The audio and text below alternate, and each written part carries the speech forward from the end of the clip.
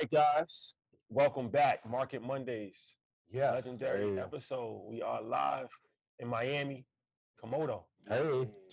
Shut the restaurant down for us, man. Very Very easy. easy. Down. We actually shut it down and they opened it for us. Yes. Two and one. One phone call.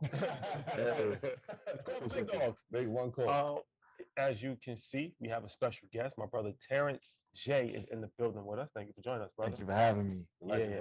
So Terrence, this is going to be a dope conversation. We're going to be talking about his legendary career, but also what you might not know about him is that he's super involved in business. From a real estate standpoint, Airbnb, navigating Hollywood, contracting, all of that stuff. So, and he's actually partnered with us to curate our VIP experience for investors. Thanks. So now it feels like an announcement. Curate VIP night. Yes. So we pulled out all the stops. So it just made sense. I felt like leading up to InvestFest, it was dope to be able to have a conversation with you to talk about business. But a lot of people probably have not heard you speak about business before. So thank you for joining us, brother. Appreciate it. First time speaking about business ever. So I'm excited. Thank you. Very Doing legendary. a lot of business. So Yeah. Staying under the radar. Got some Cartier frames on, Right. I saw that, I've been doing my homework on y'all. The Steve Harvey, he looks so cool with those shades on. I was like, I gotta come in and make sure the fit is right. And we also have to thank Komodo for opening their restaurant for one of our favorite restaurants in Miami. Whenever you're in Brickell, make sure you stop by Komodo. Legendary, incredible. Get that rock shrimp. Yes. And the duck. I like the duck. That's my favorite. Okay, so before we start, there's a few announcements that we have to make. A lot of people have always said, you guys only go to the major markets, and that's Atlanta and New York and LA when you do events. Why don't you hit other smaller markets? So we are doing, before InvestFest, we're doing a free event in Milwaukee, Wisconsin. Yes. Shout out to the Midwest. Shout out to American Life Insurance Company for partnering with us for that. And this is a free event for adults and children. Children ages 12 to 17 and adults ages 18 and up. It's going to be an all-day financial literacy. You're going to learn about investing, business, marketing, all that stuff. So if you're interested, go to our website, go to earnyourleisure.com and hit the Milwaukee event tab. Milwaukee event tab is free, but you have to RSVP. Space is limited. It's going to sell out fast, so go now. Yeah. And that's the same day as Ian's birthday. So we will be back in Miami for the doubleheader for the boat. You got to pull up. You coming? Please. Oh, you doing the big boy boat? Yeah. Matt was saying he got the big yacht. 400 people. Yeah. We got to talk about that. I saw it yesterday. I saw the doc. I said, I have a conversation about that. The biggest. The biggest. That's what we're doing. All right, Troy, housekeeping items? Yeah, man. Shout out to all our earners. Shout out to the Red Panda family. We want to give you some advice, some interesting feedback. So we got a great choice if you're looking to bank or invest. Ally is the leading digital financial service company with passionate customer service and is relentlessly focused on doing it right for both customers and our communities. Ally is giving out Market Mondays viewers. That means you, everybody that can hear my voice right now, a special offer on ally.com/EYL so that you can save, invest, and spend on the things that matter most to you. Again, that's ally.com/EYL. For everything we need, we're all better off within Ally. Security products and services are offered through Ally Invest Securities, LLC, member FINRA/SIPC. Shout out to Ally and shout out to that site. I went to the site, man. It is a pretty good offer that they're giving away. Shout out to the good folks at Ally. They got a good shout of us from our time in Miami at Art Basel up there. So yeah, shout out to Ally. Good people at Ally. Disclaimer? Yeah, I mean, you know how this works, man. Do your research. Our content is intended to be used and must be used for informational purposes only. It's very important you do your own analysis before making any investment based on your own personal circumstances. You should check and verify any independent financial advice that you hear from us and from our show and that you wish to rely upon. So whether for the purpose of making an investment decision or otherwise, please do your own research. And if it's good research, share the research. That's how we grow community. Please. Yes. Thank you. This is a message brought to you by the good fellas at Earn Your Leisure and the good brother Ian Dunlap, the master investor himself. Yes. Ian, any announcements? Stock Club call will be tomorrow at 9:30 Central. So after you check out the amazing what episode? Oh, thank you. Yeah. Tomorrow. Legend. Thank you for saying that. extremely important episode. Oh, Extremely important episode. Don Peebles, the biggest real estate developer, the biggest black real estate developer in American history, the only black real estate developer to ever have a hotel in South Beach. Yes, that was a legendary situation. And he's in the process of building the tallest skyscraper in New York City, the only skyscraper in New York City that will be majority black owned, and a black development team. Forbes listed his net worth at $700 million in 2007. And he told me when I met him, he said, I haven't cooperated with Forbes since then. therefore, So you do the math on that. 10-year span. Yeah. Not only is he saying the tallest building in New York City, we're talking about the tallest building in the Western Hemisphere. Right? He went and looked at how much the building structure was for the Freedom Tower, One World Trade now, and said, all right, well, can we go 10 feet higher? And so he just wants to just set the precedent. And he's got a lot of stuff that's coming inside of that building. So this is a legendary conversation. It was an honor to meet him. And we got some awesome surprises with him. Yeah, So I think so. You never know. one or two. You never know. So that's Billionaire Boys Club. That episode comes out tomorrow, 8 o'clock. Earn your leisure. That's a big one. That's very rare that you get an opportunity to talk to a billionaire, especially a black billionaire. Absolutely. So that means a lot. That means a lot. And after you're done watching an amazing episode and taking notes, Stock Club call will be at 9:30. Please take notes on this episode because it's not often that we get to sit down with someone like Don to be able to communicate how he built his empire once in a lifetime. So see you guys tomorrow.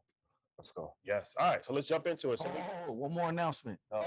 okay. Because where am I? Because I didn't. When I thought about this show, I didn't know this table was gonna be here. You gotta see my fit. The fit is the whole way, the whole thing. The whole fit. Just gotta make sure. Respect the trip. You know what I'm saying? You gotta respect the drip real quick. Make sure that the chain gets shown. The final announcement. Yeah, all right. yeah. Okay, now we can do the show. It's called winning. Big winner. So, all right, we're gonna jump into this. We're gonna have some fun. We're gonna throw a couple of questions out early for Ian, and then we're gonna jump into my brother TJ. So Ian, let me ask you this: Coinbase is shutting down their affiliate program on July 19th. What exactly does that even mean? I hate to say it, and I know you guys hate some of my takes on crypto at times, but if they are shutting down their affiliate program and Coinbase Pro, it is a high chance that Coinbase may be insolvent soon. So we've seen Three Arrows have issues, Terra Luna. So let's say if I bring Terrance a deal and I'm like, hey, here's the deal for 10 million. Will you give me one? He's like, yes, I got you. That's easy. I'm gonna keep 9 million.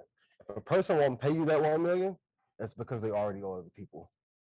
So we've seen this before historically, that when people won't pay out their business partners, vendors, or affiliates, it's because they're in financial ruin. I don't want this to happen because the extinction level event that can happen as a result will be catastrophic for crypto. Like if Coinbase goes bankrupt, that $100 Ethereum price will come true. Well, all right. So Coinbase, you make very bold statements. How often have I been wrong? So was my name. Coinbase, publicly listed company, largest American crypto exchange. I think the second largest crypto exchange in the world outside of Binance.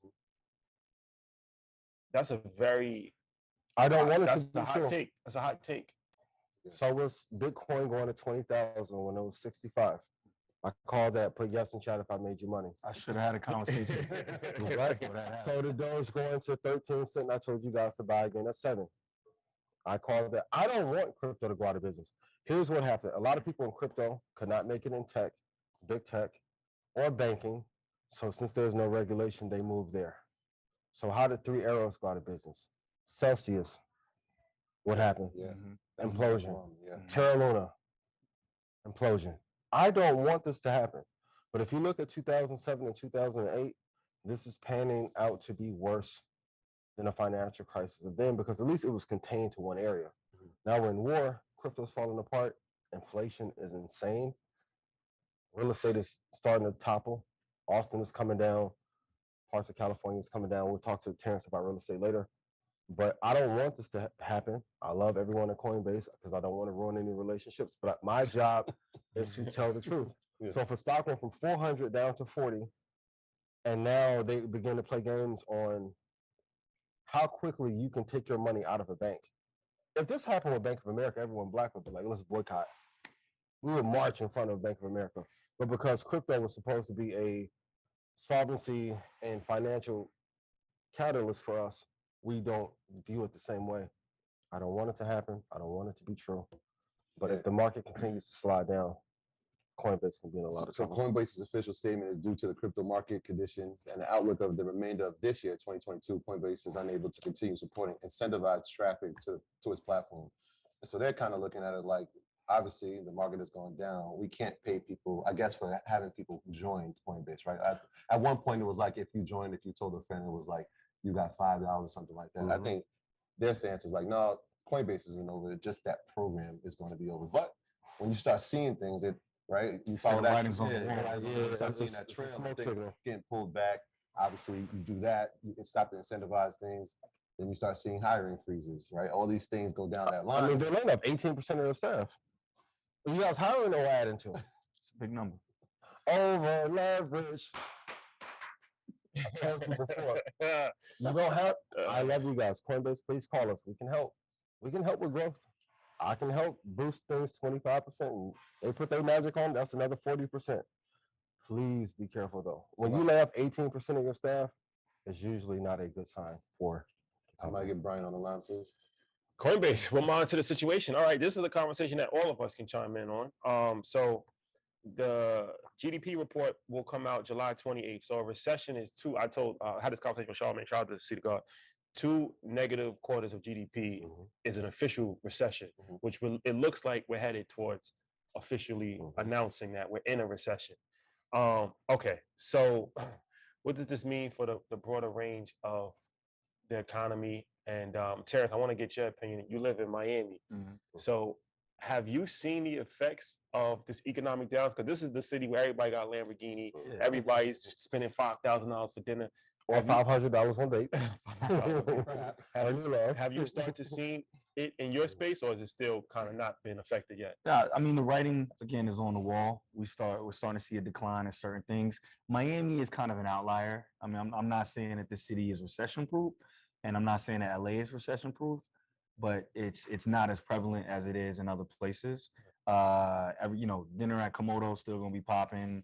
Lamborghinis are still gonna be out. There's gonna be 100 yachts on the water every Sunday. All of those things still exist in the marketplace.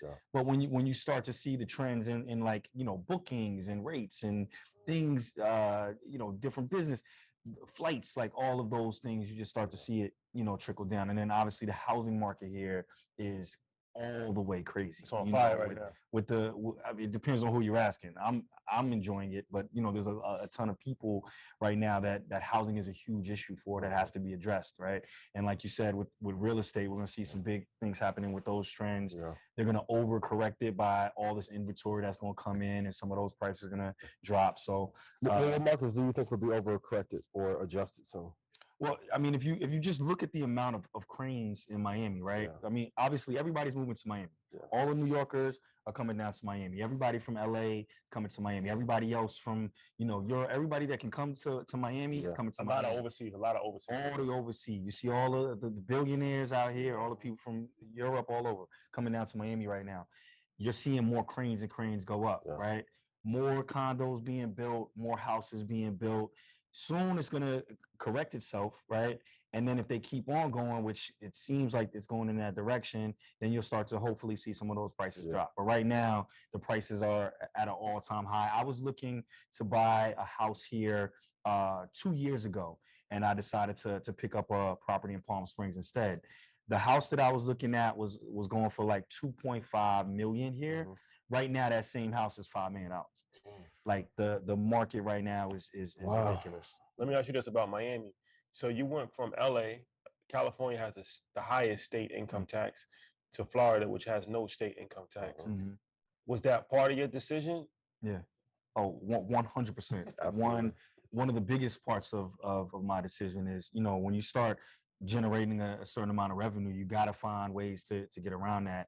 And when I look at people that are, leaders in the space, there's Puff is a smart guy. He's always, he's always down here in Miami. I never put one and two together all those years. And he's like, of course, you know what I'm saying? So it's like spending time here, spending time in Houston, Texas, is definitely the tax benefit of it is definitely part of the incentive. I know you've been heavy on trying to recruit people to come. Are you seeing people in your space, in your entertainment industry, looking at their finances in that way? Like, look, let's go to a state like Texas or like Florida where we can actually save by not having state tax. Are you seeing people doing that? Or are they like, I'm going to go for the luxury house. Let's go to New York. Let's go to LA. Yeah, look, there's always trends on where everything is, right? Back, in New York, I spent a lot of my time in New York, right? My days of shooting TV shows in New York, and then there was a shift that kind of happened to LA, right? All the music people used to be in New York 100%, right?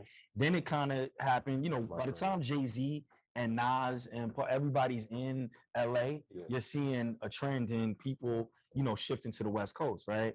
Now you're just seeing a lot of people come down here. New York is having a great resurgence right now. New York is popping right now. So you're seeing a lot of people there as well. But I'm always telling people, come where the money is. And there's so much money and opportunity, to build out. And in my field in entertainment, there's so much area for growth that I feel like it's the perfect place right now. Yeah. Ian, let me ask you this. As far as the recession, we actually have a panel at InvestFest, get your tickets, about how to prepare for a recession. So give the people some nuggets on how to brace themselves for this economic storm that we're in right now. Number one, educate yourself on the markets that are going to be the most popular within 10 years. Because if you're following the old trend, there are so many players that have saturated that market, you won't be able to have an impact there. Number two, you have to have connections, and we were talking about it before we started. Relationships matter. You can't build an empire on your own. It's impossible to do so.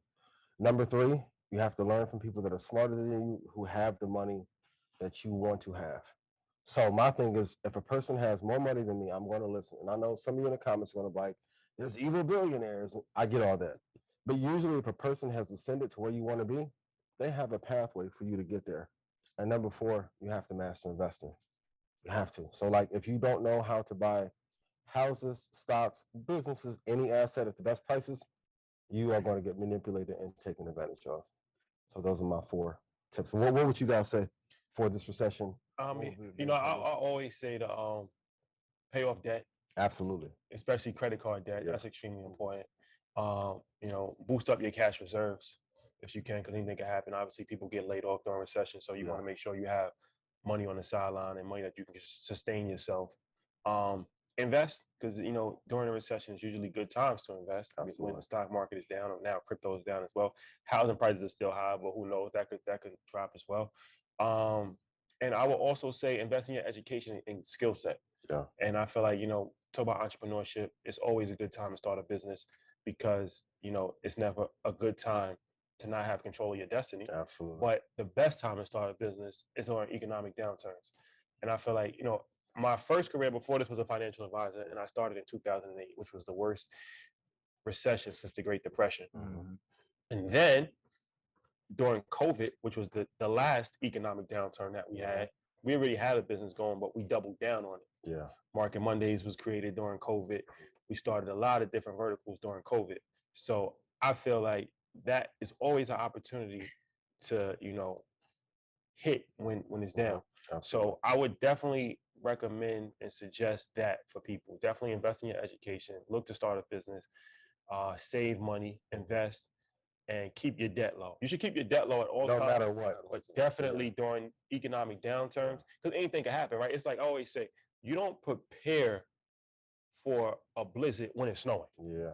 Like you gotta have salt. Like if you're in New York, like you got the salt, you got the shovel, you gotta buy that in advance. Absolutely. Right? So you're already prepared. Like too many times we try to prepare when something is happening. It's already too late. Yeah. And this is why like the rich get richer, because everybody knows that it works in cycles. Yeah. So you don't prepare for bad times during bad times, you prepare for bad times during good times. Mm-hmm. So when things are going great, instead of like celebrating, you know that eventually it's not going to be so great. Yeah. So you're already preparing for that. So now when it's not great, you can take advantage. That's what rich people do. The opposite is for middle class and poor people, where it's always bad times, but they just double down on just the negativity during the bad time. Like you just can like, and then it just becomes like a constant cycle of just like a rat race, right? So that's something that's extremely important, is to look at opportunities and prepare for crashes in advance, as opposed to trying to jump in when it's already happening. Even for me, I prepared for the 2020 crash since 2008 when I missed the opportunity. So now it feels like it's a cakewalk, even when I said Coinbase may have. That's me studying every financial firm, every brokerage since the 1890s. Like when you, I'm not saying that they are going to go insolvent. I hope they don't. But when you shut down certain programs and you're going on hiring freezes, while the assets that you know, well, even retail trading is down 18%. Yeah. So primary revenue driver for Coinbase is going down. You have to be mindful and study. But Terrence and Troy, what would you say for the recession? I mean, I was listening to an athlete the other day. I forget who it was, and he had this mindset of like Operation Zero, and it was like no matter how much he had made, the next day was a new day. So we had to figure out how to make money. That's smart. So if you have that mindset, that almost teaches that financial discipline. So I'm 100% agreeing with what Rashad said. Was like the education part is the most important thing, right? Because at that point, you're limitless with your opportunities, and so you get more opportunities when you're educated. The other thing is like having a skill. Like people underestimate that. Like I know they used to have trade schools, but having a skill takes away a lot of the barriers for you to be successful, right? Like rather than have a job, have a profession where there's always going to be a need, right? So everybody's not going to be the greatest investor in the world, but somebody should be a plumber. We're always going to be electrician. Right? You could be an electrician. Somebody's always going to do that. So find a skill, especially in these times. Because even if you had a career, like you could be doing that on the side as well. And now you have more money to now invest and become more successful and have more opportunities. And so those two things are important.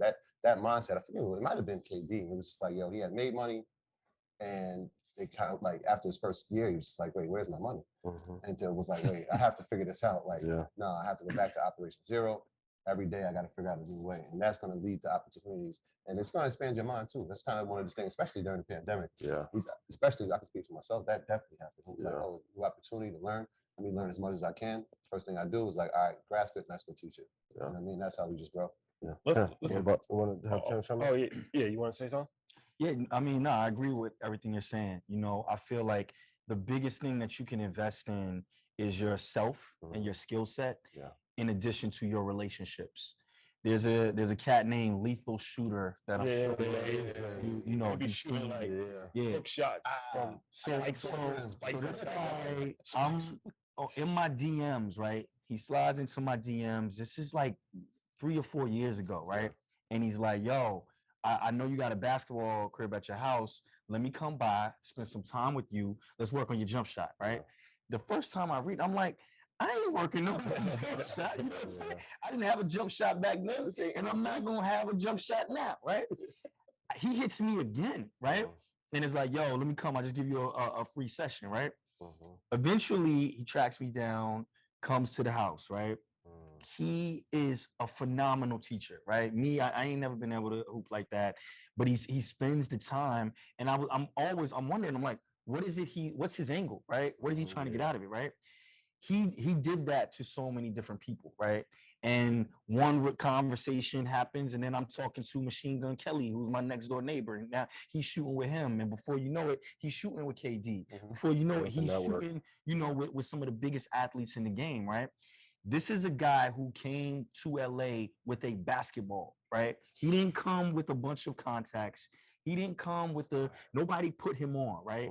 He put in the work, and he built his relationships from the ground up. He used his social media. He didn't have a lot of followers. It's not like I saw him and was like, oh, this guy's already popping. He built it from the ground up with using his skill set, right? So what I always tell people is whatever your skill set is, right? Whether you're the best in finance, whether you're the best dentist, whether you're the best architect, whatever it is that you're passionate about, how are you using your resources as best you can, right? And he's just a pure example. I'm so proud of him now because he's like blown. The guy's in video games now, right?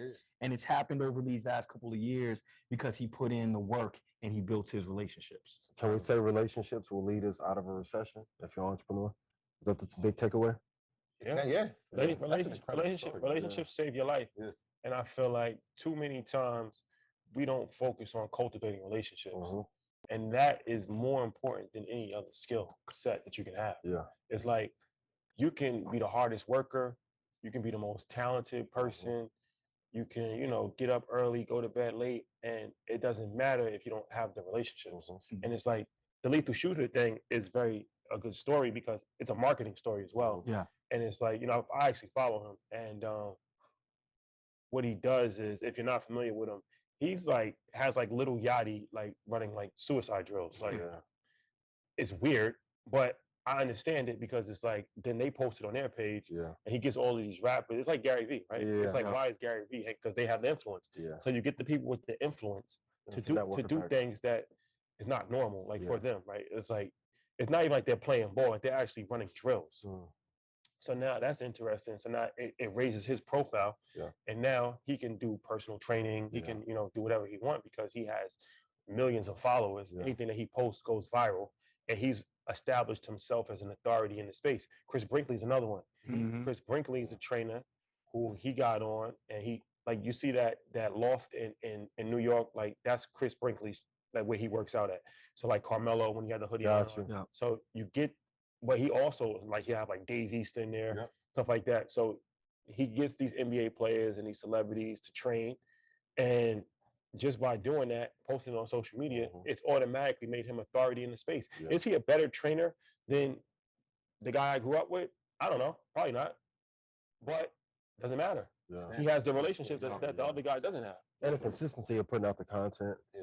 Can you guys quickly share like what are your tips for building relationship? That may be one of the things. The great thing, shout out to Derek Falcon, who one of my favorite people, restaurant owner from Baltimore, episode 11, gotta check it out. Classic episode too. Yeah, changed everything for us. So he was talking to somebody, and they was like, you know, these guys are earning your leisure, like, you know, what's so special about them? Like, I don't necessarily see anything special in them. Like he said that too?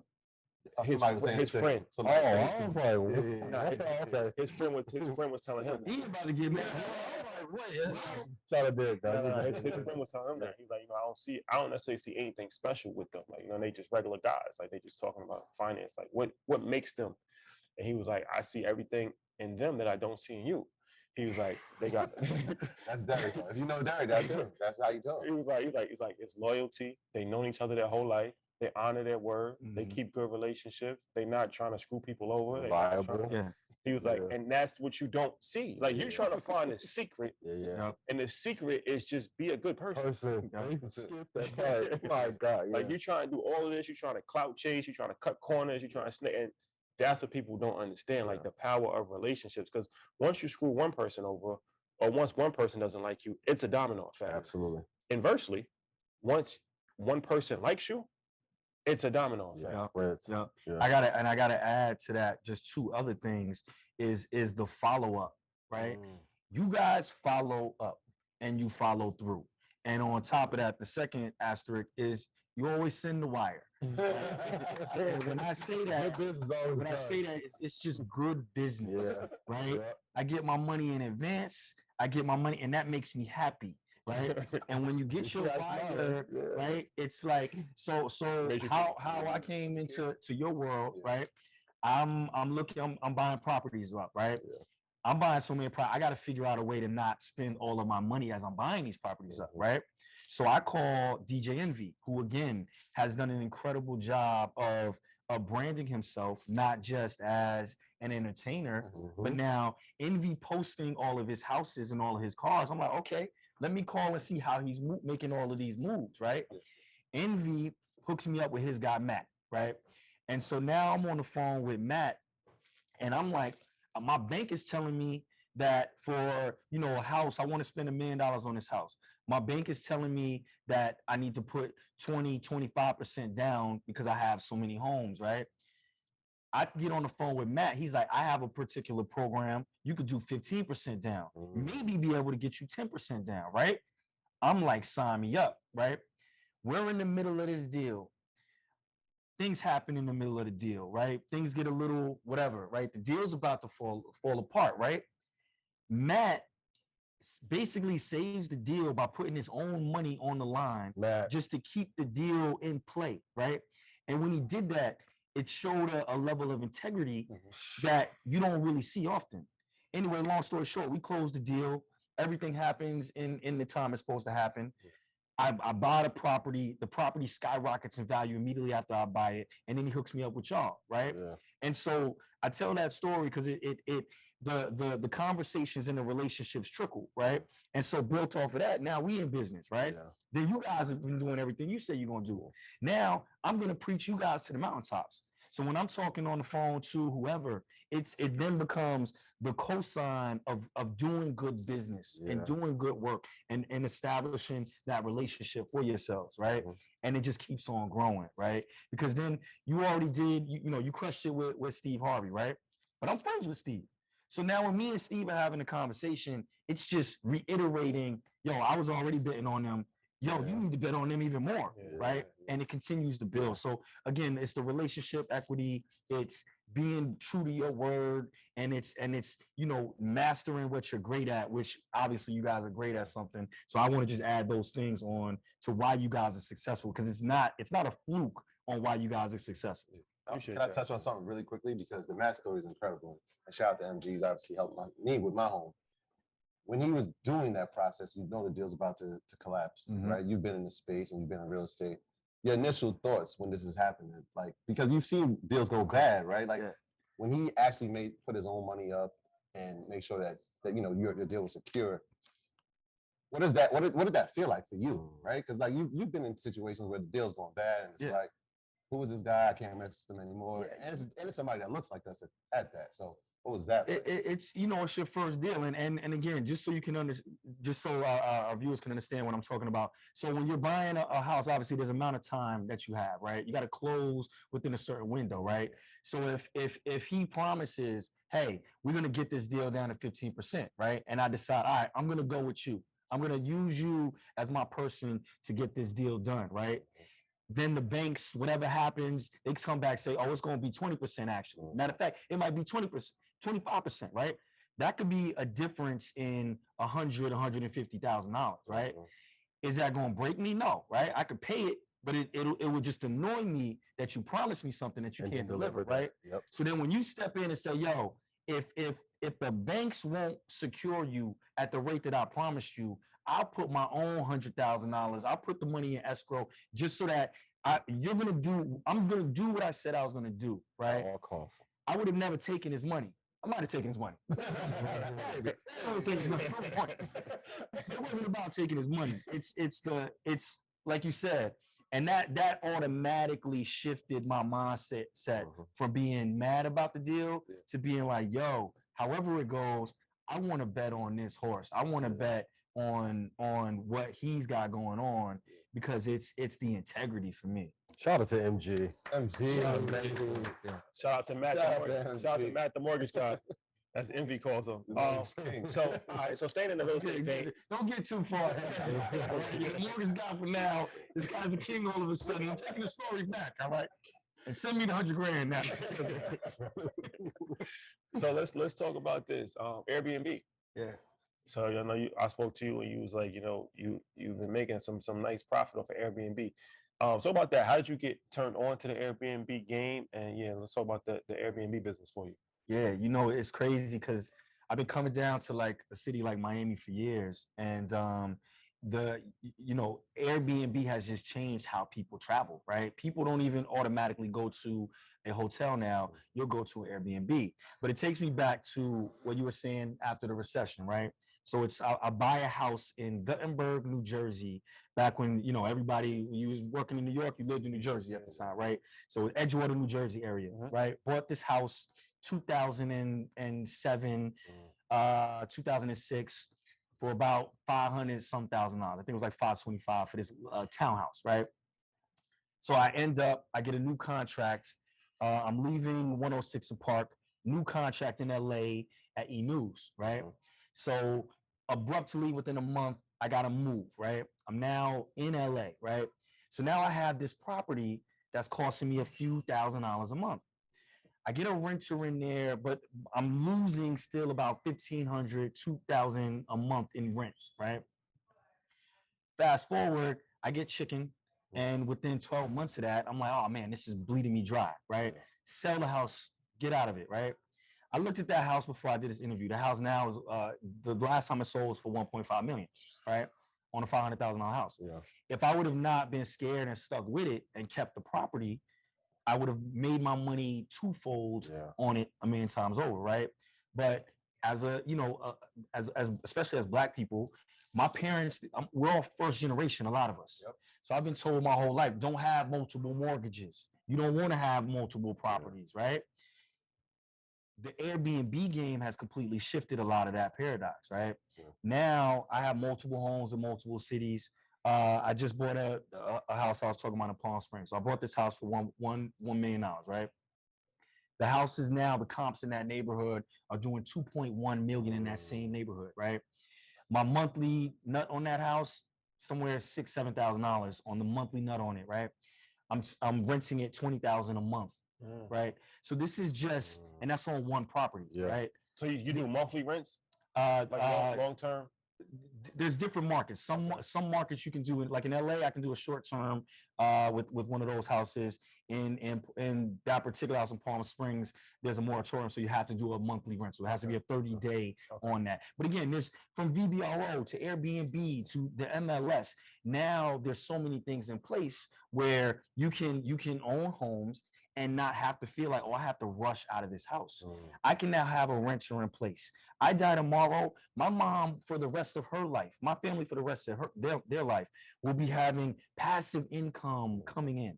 I can now just assign, hey, this house is going this direction. This, you know what? My business manager, I love you. You'll get this one, right? It's about building that generational wealth. Yeah. And now there's different models in place so that we can really grow and build businesses together. Peerspace is very good too. Peerspace we got turned on to when, shout out to Assets Over Liabilities. We have a show, Revolt, and we did it in Atlanta, and we used somebody's apartment, and the girl was actually a big fan, so she stayed and she spoke to us, and she was like giving us the game on it, and I'm like, what's going on here? And she's like, Peerspace is a platform where you can rent your house or your apartment for hours, as opposed to Airbnb where you're renting it for days at a time. So it's real good for production companies, especially in cities like New York, Atlanta, or LA. And then we went to LA, and then we did another episode of Revolt, and they did the same thing at a house.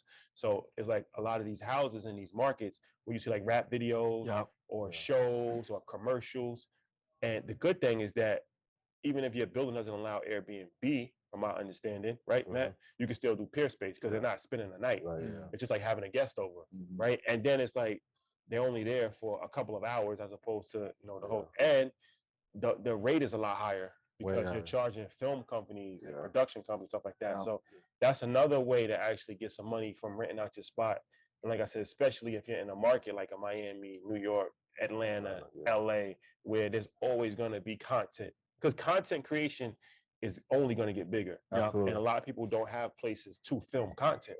So it's like, whether you have a nice house or a nice apartment or a nice view, that is valuable because now people can actually film content from your space. Like where we're at right now, this is not our space.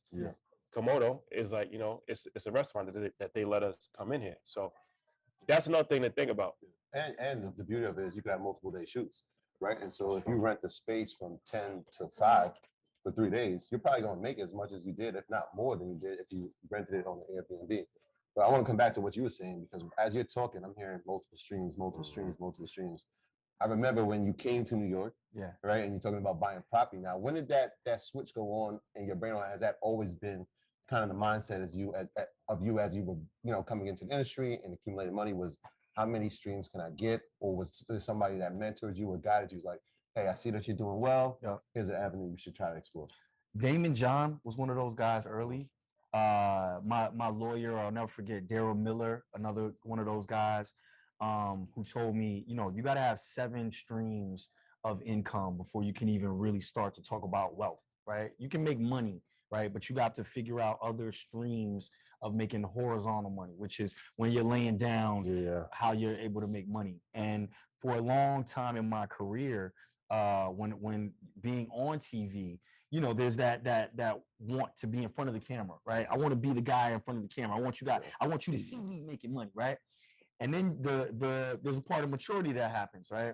And then you realize, oh, if I'm getting this much money, if I'm making $1 million for this show, being on camera, then the executive producer that's paying me Yes, must very be good. at least making 2 million, right? And so over the past, I would say 5 to 6 years, I've really just been shifting to more of a business standpoint, executive producing more projects, executive producing more content. How do I leverage my relationships? How do I leverage my personality so that pretty much anytime I walk out of the house, I'm I monetize every single thing that I do, right? So even being here in this restaurant, I'm gonna call them afterward, be like, hey, we need to do a series of podcasts. So you know what I mean? Like it's about leveraging everything around you, and that's something that I've learned to discover and appreciate later on. So you told us before we began filming that you have an Oscar. Can you walk us through the process of how you became an investor in a film that eventually won that Oscar? I'm super curious. So I'll take you back before then. I'm in the car with Kanye West, who is a mentor and a friend, obviously a very brilliant mind, right? And we're talking about films, and we're like, oh, we got to do this film together, right? We like, oh, we got this idea, and in the conversation, I'm like, oh my God, this idea is brilliant. We can win an Oscar for this, right? And so he gets quiet, and we're driving, and I mean, you know the Kanye face. He just kind of goes, and he's like, man, you ruined that moment. And I'm like, how I ruined the moment? And he's like, I can't believe that as we were going into our creative zone and we're coming up with ideas that can inspire and change the world, that you limited the scope of it by, having somebody else give us an award to make us feel good about it, right? And that really hit me hard because I was like, damn, you're right. I'm not just thinking about us being creative. I'm thinking in the back of my mind, how can somebody else give me props for doing something that I'm passionate about? And after that, I kind of just said, you know what? I'm just going to start creating and doing things and working with people that I want to work with. Yeah. Within 72 months, within the next, 2-3 years, I get a phone call from a business partner, friend of mine named Miranda Garrett, who sets me up with a guy named Trayvon Free and my man Van. And they're working on this incredible project called Two Distant Strangers. And they wanted it to be invested. They wanted Black people to be the investors on it, right? The concept, if you haven't seen it, is like Black Lives Matter meets Groundhog Day, right? Beautiful, Joey Badass, beautiful script, beautiful project. And so I invested in it, right? Fast forward, the film is Oscar nominated. Fast forward, the film wins an Oscar, right? Oscar night, I'm standing there holding an Oscar in my hand, right? I tell the whole story to make sure people understand it's not about the destination, right? It's not about some end goal. It's about the journey, right? It's about all I did was work with good people. And when I stopped putting some kind of value at the end of it, all the things that I wanted started happening for me. And then the next year I got the call, I'm hosting the Oscars red carpet. You know what I mean? So from BET Awards to hosting the Oscars red carpet, all because I just believed in my craft and never gave up. And so it's never about chasing the money, right? It's always about, for me, in the business standpoint, of doing things that you love doing and that you're passionate about, and then working with people smarter than you, like you said earlier, that can help you make money. Let the money make itself, So let me ask you. All right, let's do this. Let's have a hot topic, and we're like slicing it up a little bit. But I want your input on it because you're in the space. But Ian, I'm gonna start with you. So we reported last week about the Netflix teaming up with Microsoft. Yes. Very interesting situation. Yeah. So what do you think? What do you think of that as far as that subscription model? And do you think that eventually Netflix will be acquired by Microsoft? And how do you feel about Netflix long-term perspective? Yeah, the funny part is somebody had messaged me 3 days ago. I was like, you guys talked about this in 2020. I forgot we hadn't even mentioned it. So Netflix has been under fire, of course. I think they need to change their model because at the rate at which they're losing subscribers and the current price point, they won't be able to get to that $400 or $500 valuation anytime soon again if they don't. But Microsoft will be a perfect partner. So initially, even when Facebook began their ad platform, who did they partner with first? Microsoft. Microsoft is a very non-competitive partner where they won't try and come in and take all the shine away from your business. And if they partner with Netflix on it, I think it would give them the push they needed. It would give them a lot more liquidity and a bigger ecosystem to be able to sustain. I think Microsoft has done subscription platform better than almost anyone. And given the trouble that they're in right now with pricing and the amount of debt they have for these shows, I think they'll make a hell of a comeback if Microsoft did acquire them. You know, Microsoft one of my babies, so I was happy to see this news pop up. But even if they don't acquire them, just a partnership, you think that will help Netflix? Absolutely, absolutely. Because even like if let's say if we partner with Universal or even with Ally, right? Those partnerships help, as you talked about, relationship, ecosystem, trust. And if they get into that ecosystem and they begin to advise and help them on how to structure the business better, things can turn around in 2 or 3 years for sure for the company. So it's something that's needed. I think that's part of it. I think that part that you spoke about liquidity is key, right? Because we've spoken for how many months about how much debt they're in because of the licensing of the content and trying to create original content, and just that strategy of going about business is just not sustainable long term. Doesn't work. Now we'll see tomorrow. They have their earnings report, but we'll see, because last time they reported, we saw for the first time a decline in the amount of subscribers. We saw all their competitors actually have an incline. Disney being right on their heels. And so the liquidity part is important. But like you said, when you partner with somebody who is a stable, like a stalwart in the space, you're going to learn from that. Right. And so that helps the stock. That helps the company. And we saw it once the news was announced, we saw an increase in Netflix stock. Well, if they have a long-term relationship, they have a partnership, I don't know if they'll be able to acquire. We'll see.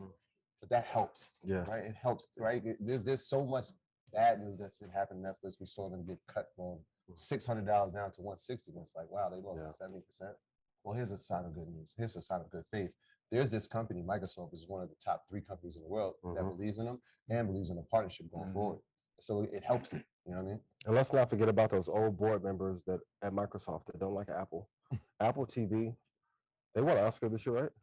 They did. Yeah, Apple TV's been killing it. Their content has been killing it. So don't think that they're not looking at that space and saying, hey, we can do what they did, but better with a company that's already dominated in that space. So if they can help fix the debt structure, subscription, and provide liquidity, those old wars never go away in tech. That's fine. I know you didn't even think about that. Apple, they won for best film. That's great. That's a great take. So Terrence, let me ask you this. Shout out to Dame Dash. Shout out Dame. My brother. He's very opinionated, if you didn't know that. The last time we saw him in person, we had a discussion in the parking lot, and he was saying that subscription models don't work. He was like, Netflix is in trouble, no subscription model is, he's like, but like Tubi and YouTube, he's like, free is the way to go. Like, give it away. Don't charge people for it. Like, the subscription is not a good model when it comes to content. You're a content creator. What do you feel about that? Do you feel that just give content away, or do you feel like you can make people or allow people to pay, and that's a viable option? You know, I feel like there's the ebb and flow of the market, right? I mean, obviously, we all know the story about Blockbuster Video, right? And then we look at the story of Netflix, and now we look at where Netflix is right now and the shifts that are happening in the industry. You know, when you told somebody, 10 years ago, you could pay $8 and have unlimited content and new films and everything, like that was an incredible deal, right? Like the subscription-based model was an incredible deal, right? But now we're looking at a critical mass, right? There's so many different. I can't even keep up with the HBO Max, the Hulu, Amazon Prime, and there's so much good content that you want to get it all. You can't miss the show. You don't want to miss Game of Thrones, but you also don't want to miss, the whatever. Ball, right? You don't want to miss what's coming out. So there's so many subscriptions that, now we've reached another plateau, just like in any other market, where people are going to want to go to, all right, well, how can I watch this for free? Well, guess what? That's been called cable television, forever. Right? And, network television for years. You'll see it go down. There'll be other, freebies and other Voodoo, I believe. There's a ton coming out of the gate that have really strong content. I believe the world that's going to exist 10 years from now, it's going to be a world where there's a little bit of both. Hybrid, You know, yeah. I don't think that the subscription-based model is going to go away altogether. But I think you will start to see other avenues and other free services emerge as well. Can we talk about the title content creator? Because I mean, this is a journey that you've been on. We saw you as talent, we saw you as a host, we saw you as an actor, but now content creator, right? We went from hosting a show to now, you're co-producing. I mean, Invest Fans, right? Creative director of it. So what has that journey been like? Because when you walked in today and you looked around and you were very observing, like, wait, y'all do all this? Y'all, wait, who does? Yep. Is that something that you've always done? And in your mind, you knew that, you know what, I don't want to be in the camera forever. I need to learn all these things because I'm going to be behind it. What was that journey like? Yeah, there's a brilliant film called The Kid Stays in the Picture. Anybody that wants to get into entertainment, should watch this movie. And the moral of the story is the guy starts off as an actor, but he goes out and he's part of a film, and they didn't want him in the movie. And there was a guy that came out and said, you know what, leave the kid. The kid stays in the picture. And he wanted to then be that guy who's the producer, the person behind the scenes. And for me, I started my career young. I started my career in Rocky Mount, North Carolina, working for a radio station. I went to a historically Black college, North Carolina A&T, worked at the on-campus radio station, worked at, 102 Jams in Greensboro, built my career. Everybody watched me, very blue-collar career on the television sense of it, right? Of being a talent, for 15 years on television for people to watch. And then you just get to that point where I know my way around a set more than anything. I'm sitting there watching you read your thing. I'm like, it was a good read. Good read.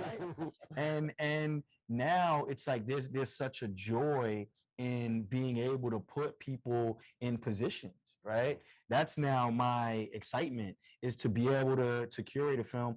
I think we'll be announcing it soon, but I want to direct my first project, by the end of this year. And when you look at legendary careers like Ron Howard, who's one of my favorite directors, he started as an actor. And I think that staying creative, staying with things to accomplish in life.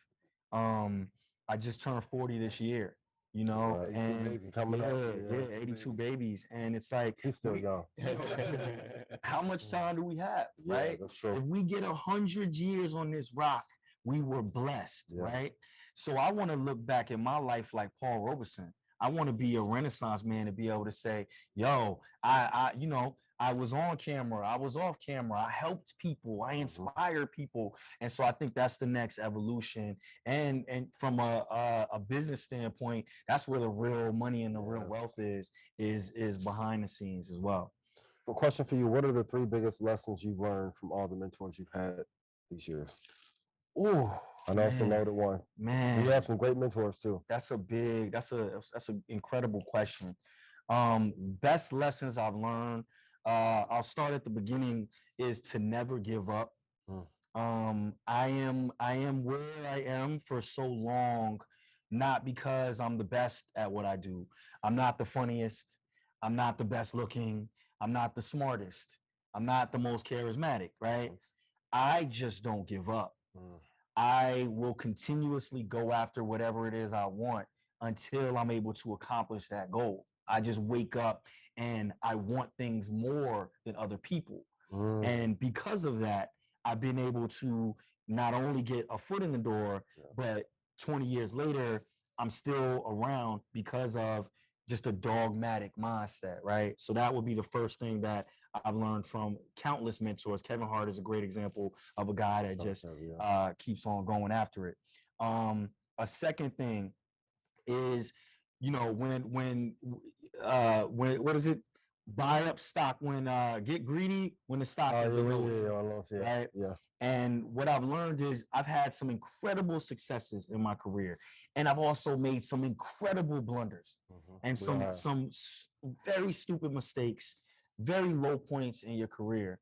And what I learned is that anytime that I've fallen in my career, for whatever reason, I'll wake up and something new will happen in my life, right? I had a really bad time in my career a couple years ago, bad blonde, bad everything, right? Lena Waithe called me randomly and was like, hey, I saw what happened to you in the news. You look crazy. But guess what? I believe in you, and I grew up with you. Let's rock, right? Yeah.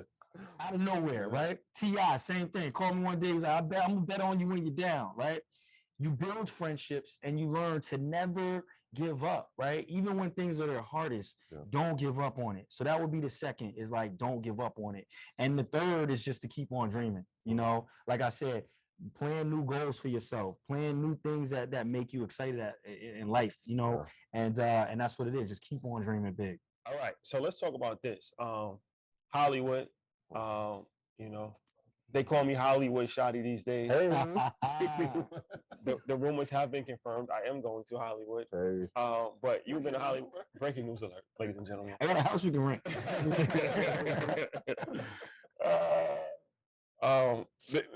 We interviewed Khaled. And he was like, ask me a question. So I'm like, all right, what you want me to ask you? He was like, say you've changed. So I'm like, you've changed. He said, a lot.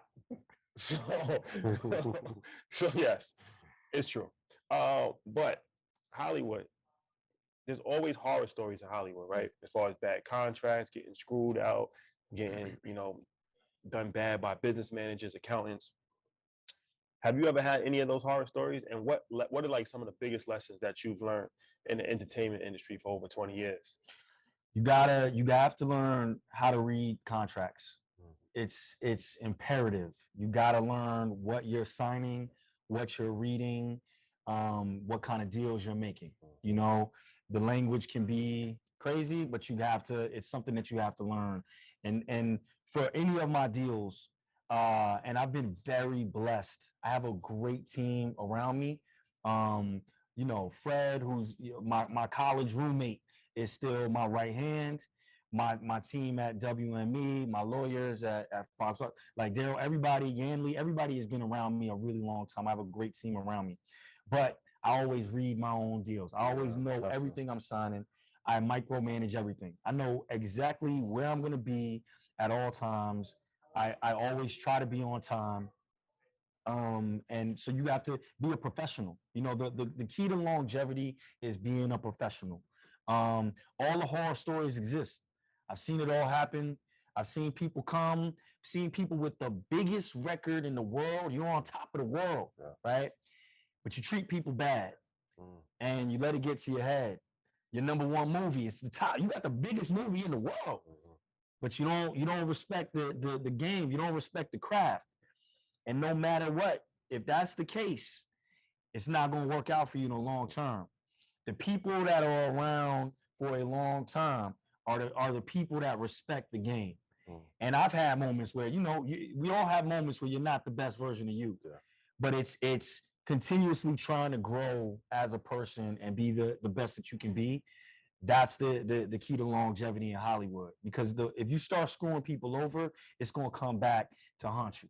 And you know, you got to read your own deals and you got to treat people well. If you were now trying to break into Hollywood, given all the social media and all the platforms we have, what would you do different than what you did back in the day to break in? And how much more challenging do you think it is now to become a star? You know, I think that, you know, the game is different, right? When, you know, 10, 15 years ago, you wanted to be a part of something, right? How can I be a part of this company? How can I be a part of this film studio or this television show? This network has this big show. I want to be a part of that, right? Now it's shifted to how can I create and own my own, right? You look at, you know, you guys are creating a network, right? Assets over liabilities, Market Mondays, Earn Your Leisure, right? You guys are now the network. And the shows are now the products that you guys own. So you have to come into the game now with a completely different mind state, right? Is it easier? Some things are easier because you can go directly to the consumer. When I started, there was no Instagram. We had Black Planet.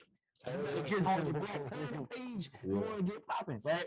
So yeah, you can go directly to consumer. So that is something that didn't exist before. There's resources that you didn't have before, right? So now you can buy all the equipment. You can have, you know, my man Matt Cherry made a movie off of his iPhone. Shout out to Matt. You know what I'm saying? Made a movie off of his iPhone. My man Jatari Turner, he's got like making films out of nothing, right? So you have access to those resources. You have to take advantage of it. Yeah. At the same time, there's so many more people doing it. Yeah. Now, anybody in your house, now you don't have to be the best rapper because now you can do your own raps. Yeah. You know, you can have your own at-home studio, right? You in the entertainment game, it's just shifted in so many ways. So there's the pros and there's the cons. But again, I think that the cream will always rise. Good people, talented people, people that believe in themselves will always be able to make a name for themselves. So you brought up the conversation that you had with Ye and how having somebody stamp it was like kind of ruined the conversation. Yeah. So I wonder now from the other lens is like, how important is it for somebody to win an Oscar or win an Emmy or have that trophy? Like, what does it, from a business standpoint, does it accelerate the career? Or, I mean, because I feel like now, like if you ask me who the best actor was, it's gonna be tough for me to remember, right? So like, how important is it now? Or are people, should they still strive to get these things? Or should the focus be, let's just create something great? And if somebody recognizes it, great. But let's just create something great. Listen, accolades are incredible. The Academy of Motion Pictures and Sciences, if they recognize you, that's an incredible feat. I mean, this is an organization that's been around for decades, and getting that type of response, getting that type of accolade, any of those things. Anytime you win something, it's amazing, right? But where my mind is now, what I tell people is, every day we wake up is something to be proud of, right? I hosted the radio room for the BET Awards that you guys were a part of, right? And for people in the radio industry in particular, right? These people, you got incredible people that wake up every morning at 5 a.m., 6 a.m. to 10 a.m. They on the air 5 days a week, right? They're in the communities doing activities and remotes and activations, right? In their community, pillars of the community, right? These people are breaking news stories. When COVID drops, they're helping you get through things in life, right? There's no award a lot of times given out for them, right? A lot of times there's no trophy for that, right? So my mentality now is like, we have to celebrate each other. We have to give each other the trophy. Because I know when I land in certain cities, I'm listening to you, and I want you to know how much we appreciate you and love you, right? And whatever field you in, everybody's not gonna be on TV, right? But wherever you are, you might be at the mill, you might be working at FedEx, you might be an Amazon delivery person, right? No, there might not be an award for you, right? But we have to normalize giving each other our flowers. Because if the person that delivers our Amazon packages says, yo, we're not doing that no more, right? The Amazon package delivery guy, a lot of times, is the MVP. Big facts. They the Oscar winner. Yeah. Because if you don't get your package, You're not recording. and you know what I'm saying, you're not recording this, you're not doing this, right? If we in Komodo right now, if they don't get the freshest sushi, if the person bringing that truck with the sushi isn't delivering that sushi, we're not having dinner, right? So we have to. It's incredible to get those accolades, and we still respect it, but it can't just be about that. We have to normalize where we, loving each other. You know what I'm saying? Yeah. So let me ask you this before we go. Collaboration is better than competition, and we're actually partnering for InvestFest for you're curating the VIP experience for us, and it's something that when looking at InvestFest, always wanted to see how we can just scale it. And like Clyde Davis's Oscar party is something that I've always heard about, where it was like, the hardest ticket to get into, and everybody was always clamoring. And I feel like, putting on events, the curation of it is very important, but to have a jewel in the crown, and that's the VIP experience at InvestFest. So in your brain, when you're thinking about InvestFest and you're thinking about VIP night and your role as far as the curator, what do you envision? Roses. The drop right there, the SUV pull up. My fit is gonna be immaculate. What you wear? Listen, you're getting ahead of yourself. You're getting ahead of yourself, bro. I'm making phone calls, okay? I'm making some serious phone calls for this first night. Matt just said it's sold out. By the end of this conversation, it's sold out. Okay. So if you don't have your tickets yet, we can't even help you possibly. All right. But what it is is we're gonna take things to the next level, right? And it comes back to what you guys said about relationship building, right? Me, I've been doing parties, events, curating red carpets for the past 20 years. What I haven't been doing is Market Monday. What I haven't been doing is watching the stock market growth. And what I haven't been doing is studying real estate on the level that you guys have, right? So what happens at InvestFest is you get all these, this merge of worlds, right? Where a person like me can be a kid in the candy store and gain valuable information so that I can grow my business, so I can grow my portfolio, so I can grow as a business person by surrounding myself with people that are smarter than me in a different field, right? And at the same time, you guys have done an incredible job by bringing the absolute best in the world at the best parties to help elevate the first night of InvestFest and take the VIP to the next level. So that's what you're gonna see this year. Is these guys are moving in a direction, and we jumping in. And when this lineup, is everybody in the lineup? It's all been announced, right? Yeah. So they understand that you're gonna get jewels from Steve Harvey. Yes. You're gonna get jewels from Tyler Perry. Yeah. You're gonna get jewels like what? Yeah. And so many other names. I've been watching 19 Keys now. Come to 19. You know what I'm saying? I've been watching Ian. I can't wait to see it all play out. Yeah.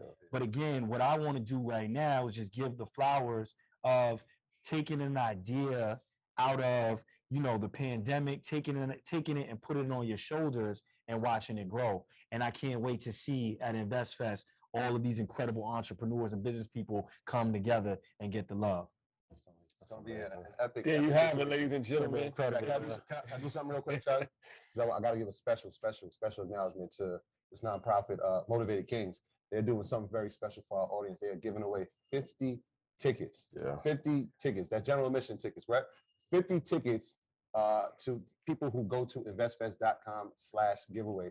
Do that right now. I'm sure that's going to run up before. Yeah, it's going to be 2 minutes. The first 50? First 50 people, it's going to be going. 2 minutes. It's going to be a random selection, 50 tickets right now. Go to investfest.com/giveaway. And again, shout out to Motivated Kings for sponsoring that. That's incredible. And I'll jump in there too. I'm just making my own giveaway right now. Oh, okay. 5 business women, hit me right now. I'm looking for 5 women That's good. that own your own business. Moving and shaking. You can be whatever business they want. I'm not gonna limit it to nothing. Got you. All right. Slide into my DMs and I'm hooking you up with tickets to VIP night. I'm taking 5 business women right now on top of your 50. Let's go. Last 2 You know what? But it's about creating an experience. And edutainment is what they call it, where it's a mix of education and entertainment. And I feel like that's something that's extremely important because you have to keep people's attention and you have to stay relevant and you have to have fun. So how do you blend that with education? So that's the whole idea for the whole weekend, but especially for VIP night, where it's like, all right, you have, Eric Thomas, one of the top motivational speakers in the world, but also a great businessman, giving gems. You got Circle of CEOs giving gems. You got, can we say the performers? Please. One. Well, T-Pain is confirmed. T-Pain is confirmed. Is the other one confirmed? Paperwork. The ink isn't dry. Got you. We'll wait. I've learned. Ink's about to be. We got another. Yeah, I'll talk to T-Pain about another one. And then it's just like who's going to be in the room, right? To have all of our friends, all the influencers, they're going to be there. But then all of the business people, all of the, I hit John Sally. He said, I'm on my way. Like, you know what I mean? It's just like, it's just going to be so many people in that room. And etiquette for networking. We told them etiquette for networking is add value. Don't be annoying. Brush your teeth. Always keep going. Would you be surprised? Breaking news alert. We good on the sign? Oh, Angela Yee is confirmed. Angela Yee will be in the building. If somebody offers you gum, never turn it down. Because you never know. You may need it. You never know. And drip responsibly. Please. Please.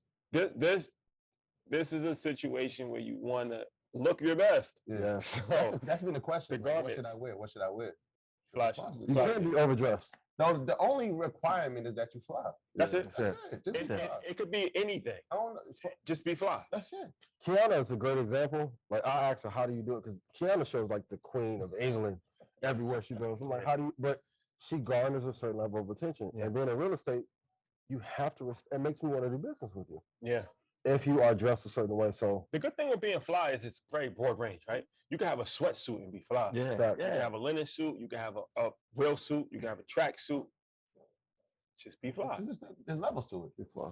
You know what I'm saying? Whatever level you at, whatever your flyness is, be comfortable in it. And that's another thing. And shout out to KB. Like, I was watching his acceptance speech at the Culture Creators.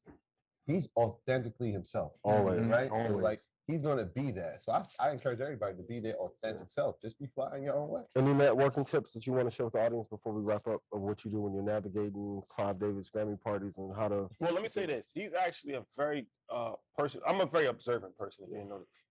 I don't like talk a lot, especially if I'm in a public environment. But I like to observe, and I was observed him yesterday, and he's one of these people that have a magnetic personality, and he knows how to start conversations. That's extremely important. We talk about business networking. Being able to start a conversation is something that is actually a skill set, because it's not easy to talk to a stranger.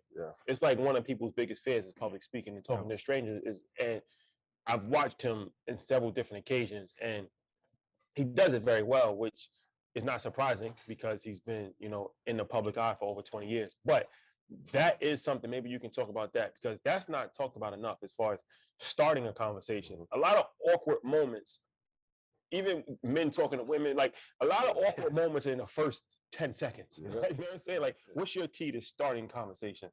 Before you answer, and this is key too, because this has happened to us, especially for me. It's like you see somebody that you admire, and you don't know what to say. And I'm sure that's going to happen. You're going to be in this room. There's going to be plenty of people that you've seen on TV, people that you look up to, influencers, and you're just like, wait, that's them, and you never get a chance to speak. So how do you approach it? Oh man, all right. So I'll drop like some of my go-tos, right? So one of the first things I'll do to disarm people is compliment people. People, if a person left the house, they put on their fit. I know that you came to where we are doing your best to look your best, right? So the first thing I'll do to disarm you is compliment you. Wow, you look incredible. Look at that. That watch is amazing. You smell incredible, right? That for a guy, girl, whoever, it breaks the ice immediately, right? I'm a very complimentary person, right? People could say, a lot of different things, but when you show somebody love, right? That's an automatic way in. So if there's somebody in the room that I don't know that I want to, I loved your last film. Oh, your business, you're the person behind such and such. And then the conversation will flow. I just ran into Pinky with Slutty Vegan, right? I think I'd met her before, but didn't know her well. And I'm a big fan of her, her food, right? So the first thing I'll do is be like, oh my God, it's good to see you. I went to your restaurant and just start that conversation. It then leads to the rest. So that's always kind of been my go-to. And that comes with not having ego, right? A lot of times what you'll see with new people in business, with new people in entertainment especially, is they think that it's cool to look, reclusive or to not communicate, or they want to automatically look like they're the person. Like they're the star. They're the star, so they don't want to show that love. But what it really is a lot of times is insecurity, right? I'm so secure that I know you probably know either who I am or what I've done, or maybe have seen me in something. So I'm secure. So I'm automatically going to show you love, and that's going to make the conversation go easier. So showing love is always a good way to do it. And then the last thing I'll do is I always know when to get out of a conversation. Always know when to read the room. Like it's over. Right? Like it's over. Like you're out. Like it's over. Stop it. Like, stop. What's that, honey? Okay, Sometimes you'll have a great dialogue, and then sometimes it's an in and out. It's nice to meet you, right? I'm the biggest barber in Milwaukee. If you ever come to Milwaukee, please come look up my barbershop. It's called Amazing Cuts. I do the best work. You never know when you might need me. So I just want you to see my face. It's great to meet you. That's sometimes have it. Impact, right? Have the impact, drop your business name, and then keep it pushing sometimes, right? You don't need to go into the whole, you know what I'm saying? Give me your cell phone number. So I have to lie to you. You know what I'm saying? So yeah, you just gotta know when to get in and get out. I learned that one. I don't have a phone work, so Yeah, my phone don't work. my phone's just got Wireless power on. Add that phone. Talk to Matt. He said your house is loud. There you have it, ladies and gentlemen. Gems. So what do you have coming up before we wrap? Anything coming up that you want to make people aware of? Yeah, I have a really excited. I executive produce and I star in this horror film that's incredible. It's called Fear. So yeah, Deion Taylor is an amazing director. So that's coming up soon. I have a project that we just signed on to, but we haven't announced it. So I have 2 back-to-back films happening at the end of this year, including a new podcast that I'm going to announce. So a lot of big things, Right. you know, and I'm just excited, man. I wake up with a joy for life, and I'm so excited to be doing Invest Fest with you guys. And what is my title, Matt? Creative Director, Curator, Executive Invest producer. Fest, Yeah. VIP night. Let's get it. Vibe curation. Pop Curator. Yes. Chief Vibes Officer is a new big thing in the tech startup world. Chief Vibe Officer. Yeah. Especially in crypto. CVO. Yeah. I like CEO. that. Chief Vibe Officer. Yeah. I like that. Just New title. yo, what colors? Just the vibes. Just have the late like. Creative. That's extremely important. No, Absolutely. that I'm actually not even joking because when I went to LinkedIn's headquarters and they have a personal chef there Mhm. and they have a daycare and and I'm talking to them like, why y'all got so much stuff? They got no walls, it's open space. And it's like we don't want people to leave. Wow. Like we want to make this better than Being at anything else. home. Yeah, like Yeah. they're like we want you to come early and leave late. Mm. And you don't even realize that you worked for 14 hours because you don't want to leave. Wow. That's a major That's key to like if you think about it. Yeah. Yeah. That's smart. Yeah. Got you. Yeah. You're not going anywhere. Yeah. Man, Vibe Curation tour and his yacht party. Oh. Too. So Yes. CVO. CVO. CVO. CVO. I appreciate the thanks for taking the flight. I'm gonna put that up in my Instagram bio. Boy. Chief Vibe Officer of Earn Your I Leisure. like that. I like that. Chief Vibe Officer. Troy, housekeeping item? Yeah, man. Again, earners, Red Panda family. We want to give you a great choice if you're looking to bank or invest. Ally is a leading digital financial service company with passionate customer service and is relentlessly focused on doing it right for both customers and our communities. Ally is giving our Market Mondays viewers, that means that everybody that can hear and see me right now, a special offer at ally.com/EYL. So that you can save, invest, and spend on the things that matter most to you. Again, that's ally, ALLY.com/EYL. For everything we need, we're all better off with Ally. Securities products and services are offered through Ally Invest Securities, LLC, member FINRA/SIPC. Shout out to the good folks at Ally, and shout out to Motivated Kings again. 50 ticket giveaway. You got to go to investfest.com/giveaway. Now, I know HBCUs mean a lot to you, so here's what we're going to do. On top of that, we're going to add 50 just to HBCUs. That's incredible. HBCU students. So HBCU students right now, hit investfest.com/giveaway. We're giving away 50 to African American students at HBCUs. That's amazing. We want to see y'all at InvestFest. We had y'all last year. I know some people have been hitting the DM like, are we going to do it again? Are we going to do it again? We are doing it again. So shout out to all the HBCUs. What, how does that work? So the 50 students come and they get. They just got to submit their emails and Yep. they're going to get their tickets. Okay, and then on top of that, then let's make sure I can meet those students. Absolutely. And we'll have like maybe a little breakout session. That's And incredible. I'll spend some time with them and let's have the Done deal. additional conversation. Done deal. Done. That's incredible. So head over to investfest.com right now, /giveaway. And once again, Milwaukee, Wisconsin, we are coming to you guys. So make sure you get your tickets. It's a free event. July 30th, go to earnyourleisure.com, Milwaukee tab, and sign up. It's for young people, 12 and 17, and adults. So Milwaukee Brewers. Shout out to the Brewers. Shout out to the Bucks. Shout out to the Bucks. Giannis. Shout out to Ashley. Talked to Ashley this morning. Shout out to- Pyro. Y'all get ready.